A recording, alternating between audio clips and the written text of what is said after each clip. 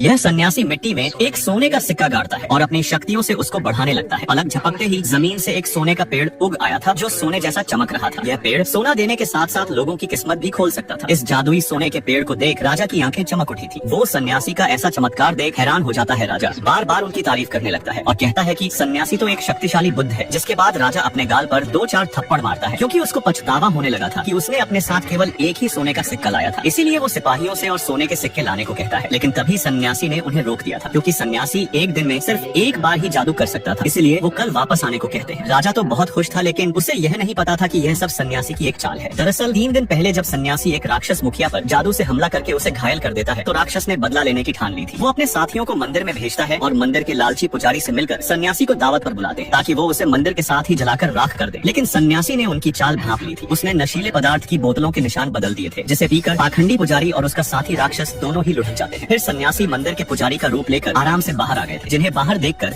इंसानी रूप राक्षस को लगा कि उनकी योजना सफल हो चुकी है। इसलिए राक्षस ने मंदिर में आग लगा देते हैं, इससे अनजान कि उनके असली साथी मंदिर में ही बेहोश पड़े थे। राक्षस महिला भी पीछे नहीं हटती। उसने भी लगातार फूंक मारकर आग को और ज्यादा भड़का दिया था। थोड़ी देर बाद असली पाखंडी की आंख खुलती है और आग को देखकर जोर जोर से मदद के लिए चिल्लाने लगता है, जिससे राक्षस महिला को एहसास हो चुका था कि उनकी योजना फेल हो चुकी है। आखिरकार सन्यासी ने ही पाखंडी को आग से बचा लिया था क्योंकि वो सब एक ही गुरु के शिष्य थे। और पाखंडी भिक्षु अभी भी सन्यासी से बदला लेना चाहता है। वो मंदिर को जलाने का आरोप सन्यासी पर लगा देता है और उसके पुनर्निर्माण के लिए उससे 10,000 टन सोना देने की मांग करता है, वरना उसे शहर से निकाल दिया जाएगा। इसलिए सन्यासी सोने के एक सिक्के से पूरा सोने का पेड़ ही उगा देता है जिससे लाखों टन सोना मिल जाएगा।